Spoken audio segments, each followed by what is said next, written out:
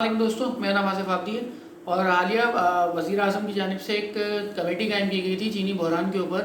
उसकी रिपोर्ट जो है वो जारी की गई है। उस रिपोर्ट के मुताबिक जो है जो सब्सिडीज़ दी गई थी, मुख्तलिफ सब्सिडीज़ दी गई हैं और जो चीनी कीमतों में इजाफा हुआ है वो किसी टैक्स के बगैर हुआ है। और चीनी बरामद करने का जो फैसला किया गया था वफाकी काबीना की जानिब से, उसकी वजह से डबल फ़ायदा दिया गया है। दिसंबर 2018 से लेकर जून 2019 तक जब ये इमरान खान साहब की हुकूमत थी तो उसमें 16 रुपये चीनी की कीमत में इजाफा हुआ है, जबकि उस पर हुकूमत ने कोई टैक्स आयद नहीं किया था।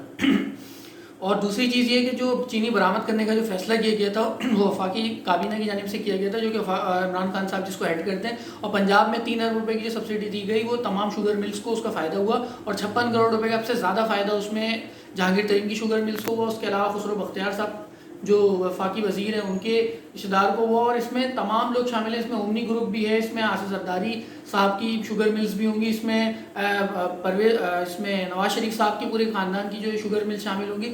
तो बुनियादी बात ये कि मसला यहाँ पर ये तहरीक इंसाफ का मसला नहीं है, यहाँ पे तबके का मसला है। जो कि शुगर मिल मालिकान जो हैं वो इतने ज़्यादा ताकतवर हैं कि उन्होंने 16 रुपये पर केजी उन्होंने बढ़ा दिया 6 महीने के अंदर बगैर किसी उसके। और उन्होंने सब्सिडी ली। सब्सिडी क्या चीज़ होती है कि 60 रुपये की अगर चीनी मिल रही थी तो हुकूमत ने उनको पैसे दिए कि आप 5 रुपये कम करके यानी कि 55 रुपये में लोगों को फराम करें। उन्होंने वो सस्ती चीनी एक्सपोर्ट कर दी, बाहर एक्सपोर्ट कर दी और यहाँ पर जो मकामी जो कीमत थी उसमें 16 रुपये का मज़ीद इजाफा कर दिया, यानी कि डबल इजाफा। तो इन सब चीज़ों पे इमरान खान साहब की हुकूमत में कम से कम एक चीज़ हुई है कि रिपोर्ट को सामने लाया गया। लेकिन अच्छी चीज़ ये हुई है। लेकिन अब अगर इस पे मज़ीद कार्रवाई नहीं होती और इसमें अरबों रुपए जो लोगों ने अपने कमाए हैं, लूटे हैं पाकिस्तान के अवाम से, तो ये वापस कौमी ख़जाने में जमा होना चाहिए और ख़ास तौर पर कोरोना रिलीफ फंड में ये सब शामिल होनी चाहिए। और इन चीज़ों पे जब लोग अगर नहीं समझेंगे तो इसी तरह मुल्क ये बदहाल रहेगा, क्योंकि बड़े बड़े लोगों के पास अरबों खरबों रुपए हैं लेकिन हुकूमत जो है यहाँ की